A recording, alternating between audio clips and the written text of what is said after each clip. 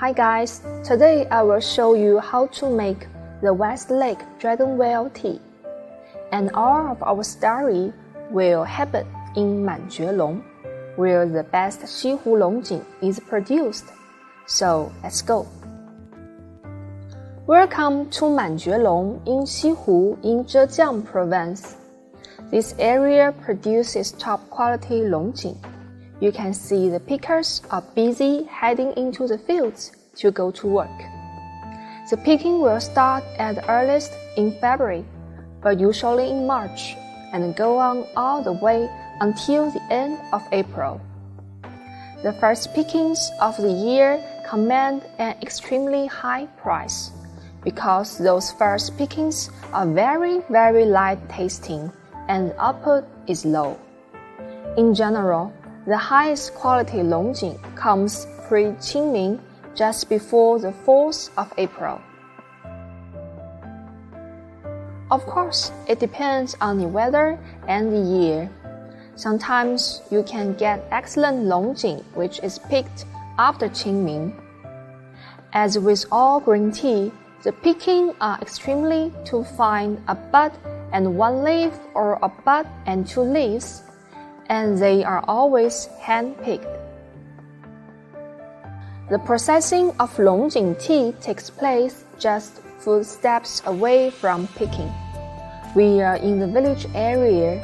When the leaves come in, then they might still be a bit moist from the early morning dew. So they will spread the leaves out and let the extra moisture dissipate. If the conditions are perfect, then they will move straight on to withering step.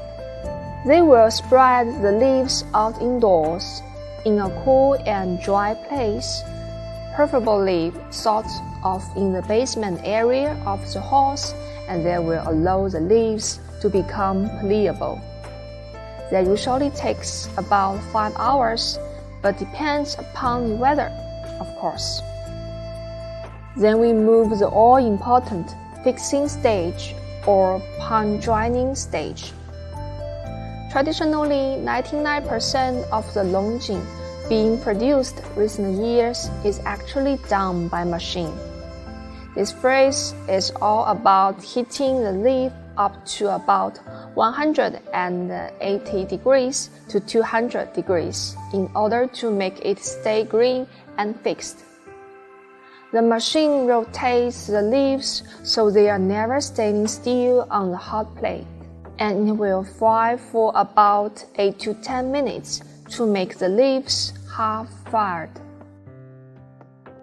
Then what we want to do is shape the leaves further, add extra flavor, and make sure the moisture is really down to less than 7%. So they will leave these leaves for about 15 minutes. While they are still warm, the extra moisture will dissipate. This time, and then it will go on to the second firing, which is all about shaping, reducing moisture, and adding that extra flavor. That is usually still done by hand, in this area especially. So let's go and check. Now you can see the expert is doing that second firing process. The pan starts at 150 degrees, and slowly they increase it over about a 2-minute interval, up to 200 degrees. So the last 10 seconds, it is 200 degrees, which is very, very hot. He has to be careful that he doesn't burn himself. And you have also got to be careful about you don't burn the leaves by moving the leaves continuously. So what he's doing now is shaping the leaves and making sure it's flat, reducing that moisture and adding flavor. After that, they will take these sieves to sieve the leaves. There will be different grades. They will sieve the leaves, and anything that remains on the top of this is the extra large leaf. They will go through a third firing process. Because they are larger leaves, they may have extra moisture. As I said, we want to bring the moisture down to under 7%. Then the leaves are graded, and any findings are taken out. They may dry the leaf in hot air if they feel that there is a risk that there's extra humidity in it. Let's finish the Longjing tea.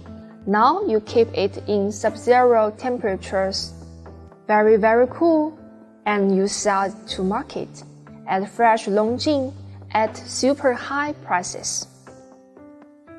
We have gone through the entire scope analysis for Longjing, so let's try to bring it all together so that you can have some pointers to bear in mind when you are selecting your Longjing. First of all, season you want early spring pickings. I wouldn't touch the first pickings of the year, but pre-Qingming is always a good idea. Picking and processing. You want to make sure it's a bud and one leaf or a bud and two leaves. If you see the tea which is all leaves and no buds, I would stay away from that. Other than that, it's very hard to assess the quality just by looks. You need to focus on taste. You also want to see a consistency of shape and color, so you know it has been produced well.